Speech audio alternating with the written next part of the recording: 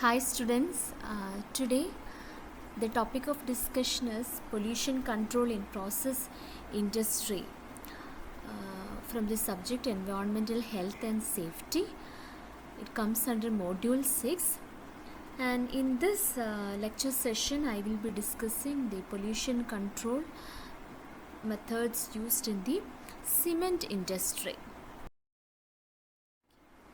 So pollution, what do you mean by pollution control in process industries?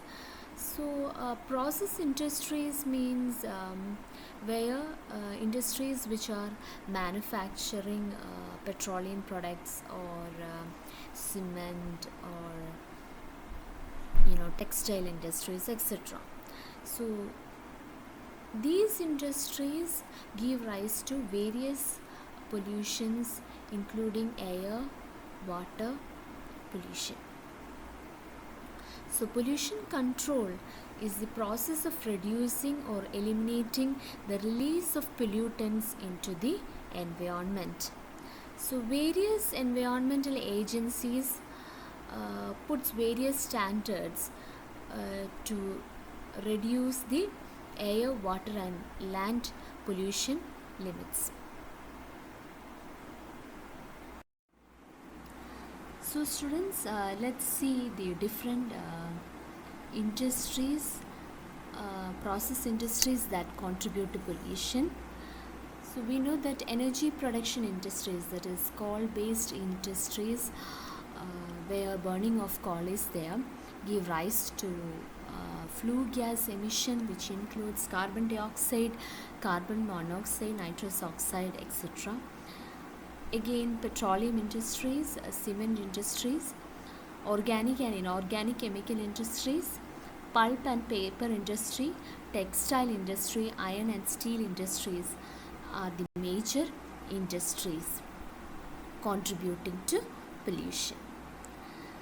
So in this lecture session, we shall consider the pollution control strategies to be adopted in a cement industry.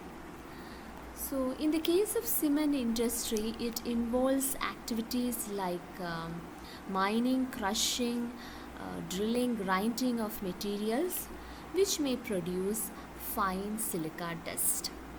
So let's see the cement manufacturing process. So the basic raw materials for cement manufacturing is limestone, clay and gypsum. So first of all, we need to collect these raw materials. So the first stage is the mining. Then it is being transported to the process industry, where these raw materials are crushed to fine particles. So this include that stage. There is a primary crusher and secondary crusher as per the diagram. And you can see the limestone is crushed to fine ground limestone. In the second stage, that is the grinding stage, here the limestone is combined with clay. So these two are the raw materials and they are combined to or grinded to form fine powder. So this fine powder we usually call by the name raw meal. Next stage is to transport this raw meal to the cement kiln. Cement kiln where we will be heating the raw materials. So here you can see a preheater. This preheater is basically used to improve the efficiency of the plant, where the output of the grinding mill is being preheated. So now let's see about cement kiln. In the cement kiln is a stage where calcium carbonate reacts with silica bearing minerals to form calcium silicate. So in this stage, the raw materials are heated to a sintering temperature as high as 1450 degrees Celsius. So here the chemical bonds of the raw materials are broken down and recombined into new product. That new product or the new compound is known as clinker. Then the clinker is again grinded to a fine powder in a cement mill along with gypsum. It is mixed with gypsum, and hence the final product will be the cement. So this is the basic cement manufacturing industry. So you can see that there is grinding, crushing. All these stages give rise to large amount of dust particles. These fine powdered particles are carried from one place to another, either using a conveyor belt or using other transportation techniques. So these all give rise to dust particles. Then here you can again see there is heating stages there in the cement kiln. So you need a fuel, and whenever a heating process is there will be gaseous emissions. Now let's see the next slide. So the cement production technologies cause extensive power consumption, gas emission, noise pollution, environmental heating, and emission of fuel like carbon dioxide, nitrous oxide, sulfur dioxide, and carbon monoxide from the kiln and pre-calciner. The dust particles are usually about 1 to 100 micrometer diameter in size. So the pollutants give rise to greater human health problems and environmental problems. They can also result into the formation of smog. So here we have shown a table where here we have taken the dry process.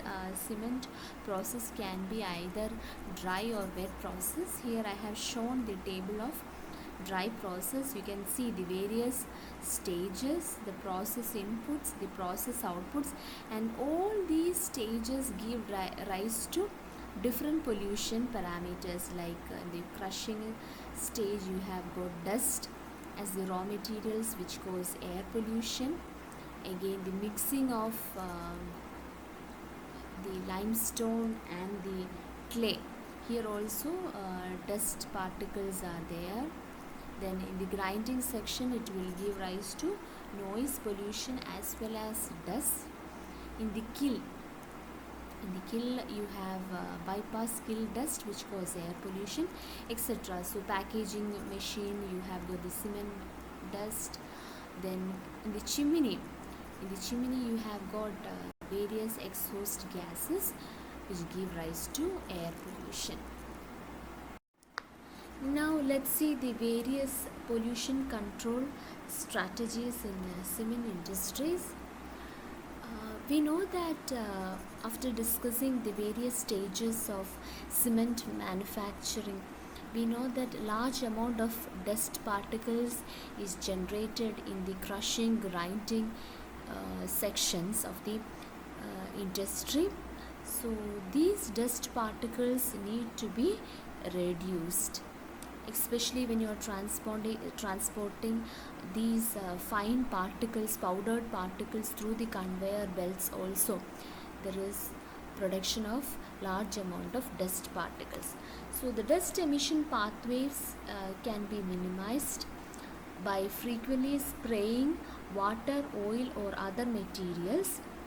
It should be cleaned periodically to remove the dust collected from the surface. Now next we shall discuss the pollution caused due to the burning of different materials, that is especially in the cement kiln.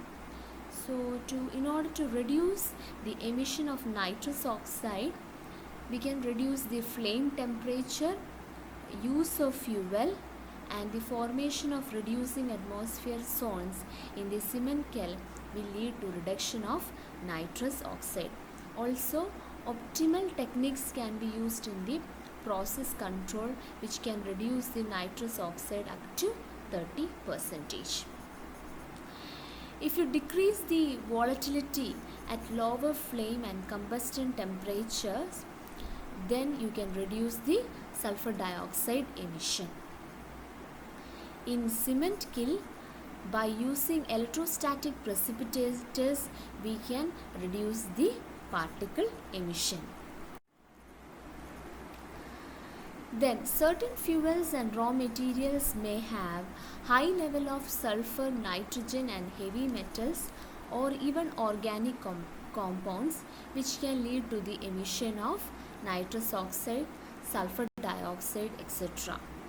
These can be avoided by suitably selecting the raw materials and fuels, which can really reduce the emission of these kinds of gases.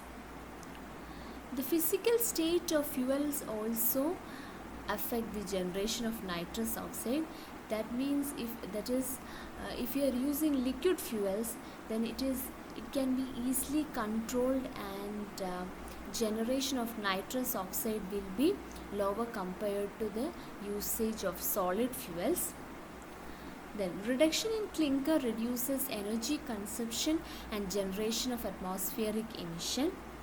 The materials that are suitable for the use of clinker may be natural or may originate from byproducts of other industrial process, such as blast furnace slag, natural and industrial pozzolans, power station fly ash, silica fume, etc.